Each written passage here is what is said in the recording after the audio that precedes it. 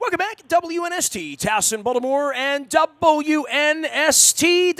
It was a garden variety preseason football game on Thursday night as the Green Bay Packers came to town. Luke, almost so garden variety that they scratched the starting quarterback on the other side, which feels so August. But then in the aftermath of all of it, John Harbaugh laying sort of a bomb down in the secondary. We've talked so much about the depth of the secondary and the strength of the team, and we're going to trade Jimmy Smith for Jadeveon Clowney on the internet and all that other stuff.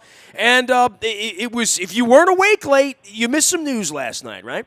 You definitely did, and not good news for the Ravens. Tavon Young, who hadn't practiced on Monday and Tuesday, we didn't really know why. John Harbaugh had kind of been dismissive of some of the guys that were missing in the secondary, just saying it was the middle of camp, but he did allude to the fact that there were some guys undergoing some tests, and, well, Tavon Young likely to miss the rest of the season with a neck injury that is going to require surgery. Doesn't sound like it's career-ending, but certainly when you're talking about a disc issue in the neck, that's a serious issue, and it's a big loss for the Ravens. I mean, if you're sitting there saying it's not that big of a deal, well, they signed him to a 3-year, $25.8 million extension back in late February. So tells you what the Ravens think of his play at the nickel spot. And it's not as though they don't have other options there, but the combination of coverage, his ability to play the run, despite the fact that he's about 5'9", 180 pounds, and even his ability to blitz from that nickel spot just gave Wink Martindale a lot of versatility. And we've seen the ability when he's been on the field, but this now means he's missing an entire season for the second time in 3 years.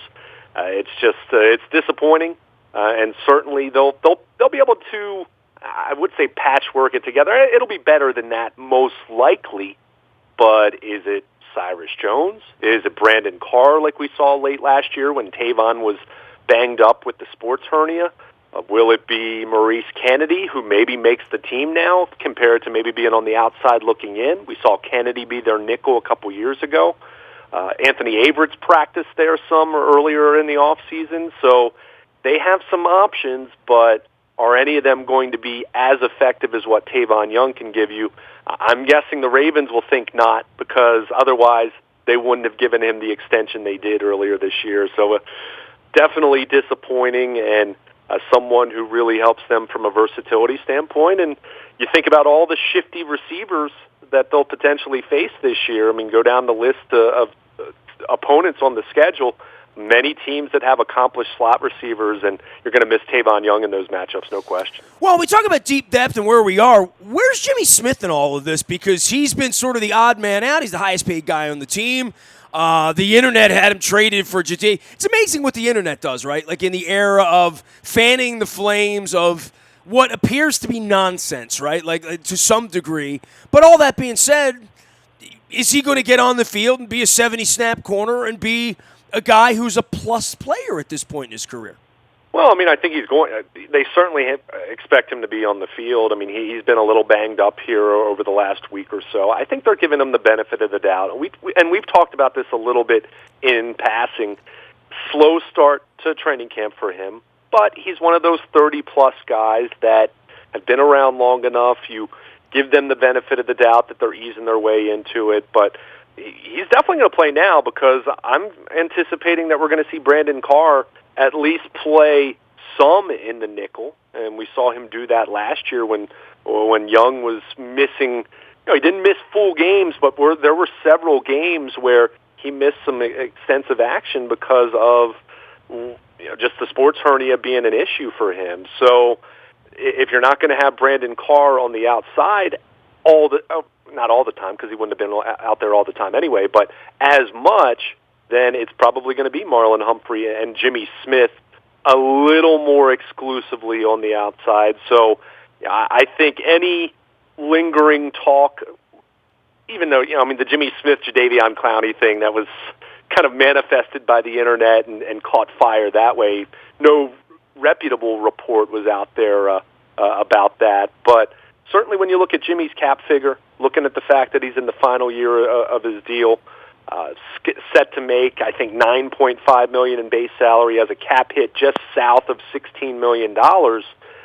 You're expecting a lot, and what he had shown early in camp was a little bit concerning, but now with Tavon Young not being in the picture, I think whatever percentage chance there was of maybe a move being made there, 1%, 5%, whatever it might have been, I don't think you're going to see that now, because I just think, even though Jimmy Smith's not someone that plays in the slot, if you're putting Brandon Carr in the slot, if you're maybe working Anthony Averett into the slot, if it's Maurice Kennedy, all those options that are guys that can play on the outside, that's just one less option you have on the outside then. So I think certainly the expectations need to be high for him and remain high for him, but I think with this Tavon Young injury, any talk of moving any of these guys in a trade, I think that kind of goes out of the picture, because that great depth is still good depth,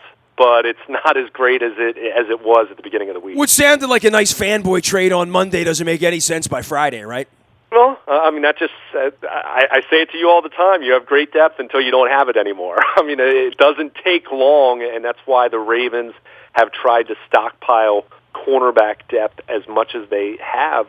And what hurts about this is I think their depth on the outside is really good, but it's a little more unclear how they're going to kind of piece this together, who's going to be the nickel. I mean, Cyrus Jones was the nickel on Thursday night against Green Bay, but made a couple okay plays, but he also didn't look so good in coverage on a number of occasions. So I still think he's more punt returner than nickelback, but he's certainly going to be in that equation, or at least the Ravens are going to look to fit him into that equation. So this is definitely a big loss. It's not season altering, devastating type loss, but when you consider where the defense is, not knowing what the pass rush is going to look like, what have we said over and over and over? Well, an elite secondary can help that. An elite secondary should hypothetically be able to help your pass rush. It's kind of a give-take relationship there.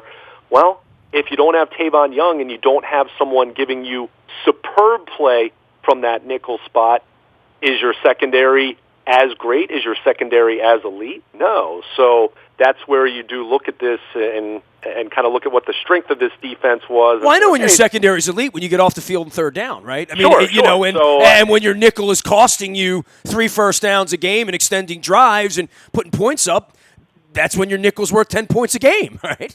Sure. I mean, so that's where you say, okay, I mean, the secondary is still going to be really, really good. Don't get me wrong here. I'm not. Well, I mean, without another injury, right? I mean, that's the way this works on August 15th. Right. So as much as there was talk about Jimmy Smith and rookie Iman Marshall's been banged up with a bit of a hamstring issue, and people have already said, well, that's their chance to stash him on IR. Well, now you say, okay. You can't stash all these guys. You want to have depth. You want to have enough guys on your 53-man roster that you trust. So this is definitely a hit, and it's interesting, Nestor. We spent so much time talking about how healthy this team was last year. I mean, they finished the season with 7 guys on injured reserve, and the most significant guys from that list were Alex Collins, who was already being phased out of their offense by the time they put him on IR, and Willie Henry, who certainly is someone when healthy can be a factor for them as an inside pass rusher.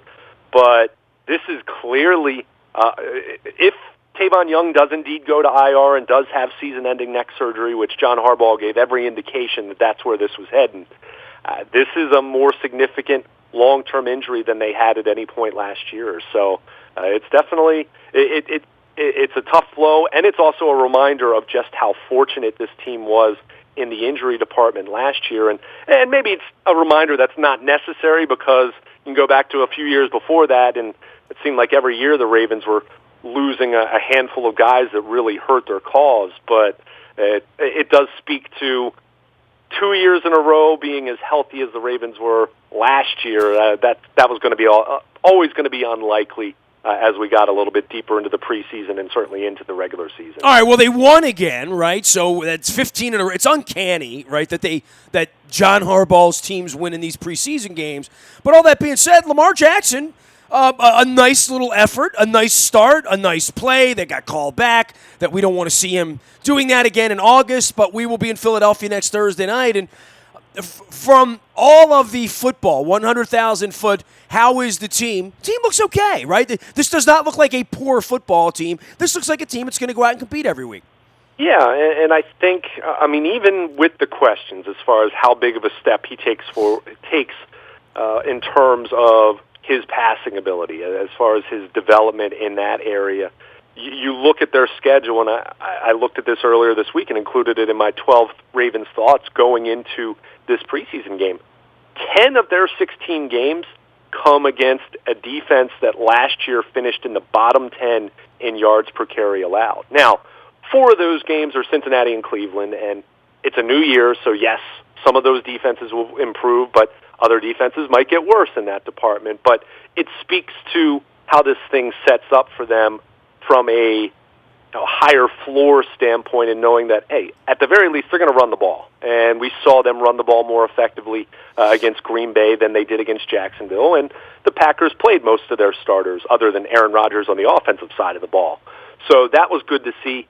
And the biggest takeaway for me with Lamar Jackson taking off and running, had the highlight run that was called back on what was called a blindside block by Willie Snead, which I think that's going to be something interesting to monitor. That is, the NFL has gone to every effort and length to outlaw those types of blocks, and even watching the officiating clinic that they do with the media the first week of training camp, some of what they consider a blindside block are not what I always considered to be a blindside block. I mean, there were some where it just looked like a block where, okay, I mean, a guy's not looking, but it's not as though you're sprinting across the field and completely cracking back on the guy. So, the Willie Snead one, I know a lot of people were up in arms about that call, but that's going to be something interesting to monitor, and you wonder if the officiating crews are being a little more eager to call those to make the point, to get players to understand the rule, and then we'll see it scaled back a little bit in terms of calls. But the run itself, I mean, as spectacular as it was, I think it's a reminder of what you absolutely love about Lamar Jackson, his instincts, his athletic ability at the quarterback position that, short of Michael Vick and Randall Cunningham, is unparalleled in the history of the NFL, quite possibly. And just his competitive fire. I mean, this guy wants to win, even in a preseason game.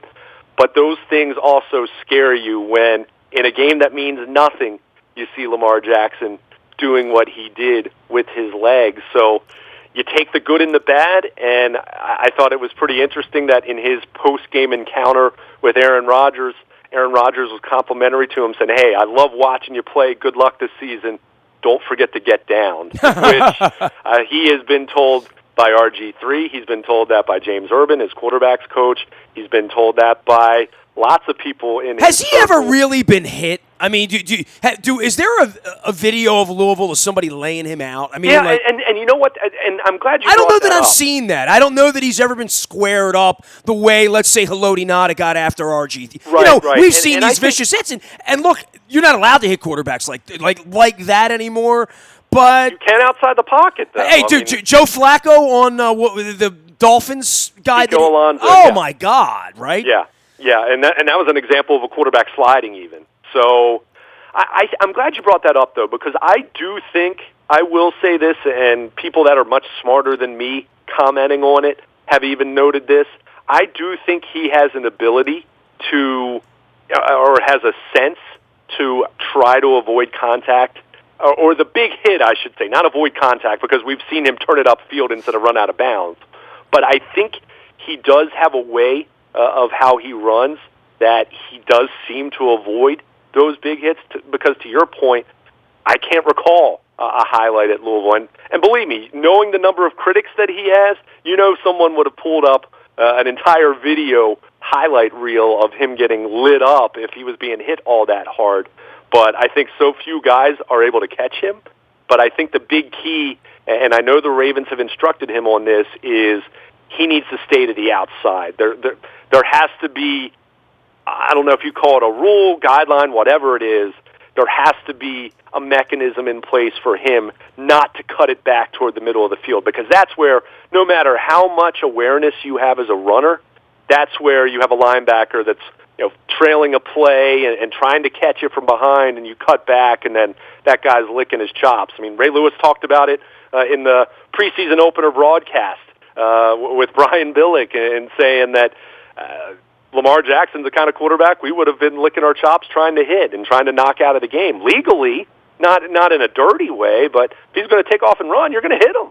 So that's going to continue to be part of the narrative. That's going to be part of the reality. And I think Lamar Jackson understands that, but at the same time, it's also what makes him special. And that's why, as much as we've heard so much about how many times is he going to run, and are we going to see these performances of him running 20 times anymore, I think in a perfect world, no, you don't want to see him running 20 times, but if a defense is giving him the opportunity to take off and run and pick up a first down or score a touchdown like he did before the penalty flag Thursday night, he's going to take it, and I think that's part of what makes him special. And as much as you want to see him develop and evolve as a quarterback, and as a passing quarterback, I should say, you're not going to take away what truly makes him unique, but you're going to hold your breath just as much as you enjoy seeing him make that highlight run. He is Luke Jones. He is Baltimore Luke, and Luke at WNST.net. Also, speaking of injuries, the Chris Board thing, we got a week before we get going on this. It's like Marshall Yanda's not on the team, and some of these other guys. I mean, Justin Tucker's out there kicking field goals in the fourth quarter, having a good time, and singing songs at the end of the game as he's usually doing. But for the veterans, next week will be the one chance to maybe get a look-see a little bit, and then it's on to Miami. And, the weird part, even going to two of these awful preseason games here when the rosters are 90-man, we're a month away from a home game, right? So the next time we see each other in Baltimore is a month from now. Yeah, I mean, it's definitely the way it works out with two preseason games on the road, albeit very short trips, so it's not as though they're going through any lengthy travel, into Philadelphia, and then, of course, going down to take on Washington. But it's definitely going to be a little while until they're in Baltimore. But you mentioned some of the injuries that they're dealing with, and I mean, obviously the Tavon Young injury, serious and likely season-ending.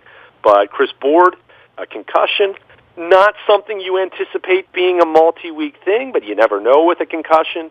And they are a little bit, we know they're thin at the inside linebacker position. We've been talking about them potentially only keeping 3 inside linebackers. Does the Chris Board injury open the door for Ataro Alaka, who is a rookie free agent, considered the best of their rookie free agent inside linebackers? In fact, he led the team in tackles on Thursday, had a couple for a loss. I think he's someone who looks interesting, looks the part of a guy that could develop into, at the very least, a good special teams player and a reserve. Does that help his roster chances with Board being sidelined here? Presumably, at least for the Philadelphia game, you would think. Or at the very least, does that increase the chances that the Ravens keep him on the practice squad and they have a reserve there? But you mentioned Yanda dealing with a nagging foot issue. I don't think it's anything really serious, but it's something that's bothering him, and that's something to keep in mind. As much as they're trying to figure out the left guard situation, whether it's Jermaine Illuminor or Ben Powers or James Hurst or even Patrick McCarry, the rookie free agent, who's gotten some first-team reps in practices recently.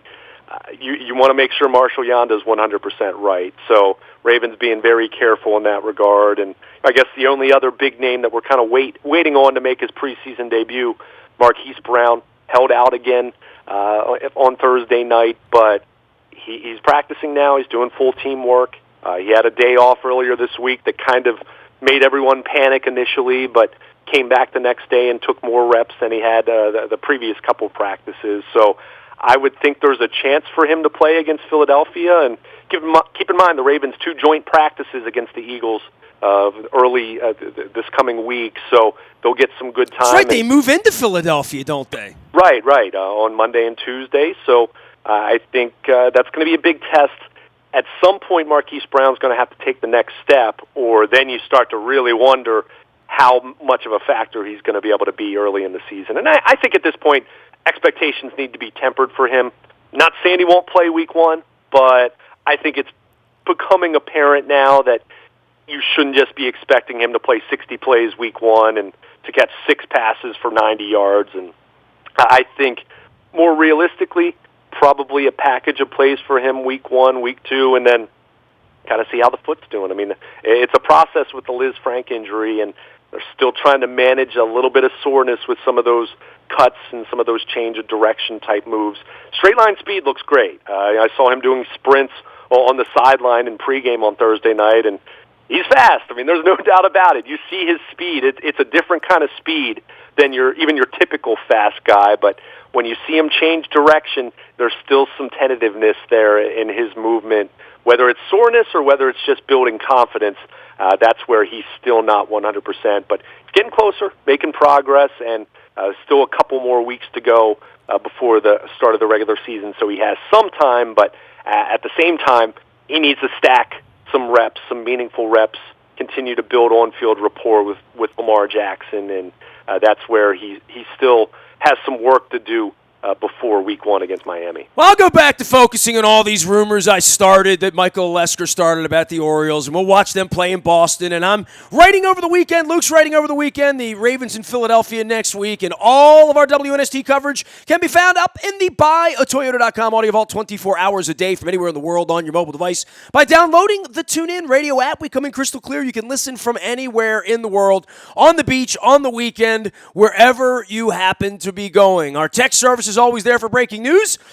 Dennis Kalatzos is also here each and every Thursday from 3 until 5 doing the SSV on WNST. It's all brought to you by Coons Ford of Security Boulevard. Baltimore Positive up. Chris Van Hollen this week had an incredible conversation with David Hornbeck, educator, longtime educator for next week's Baltimore Positive. Lots of stuff on the docket.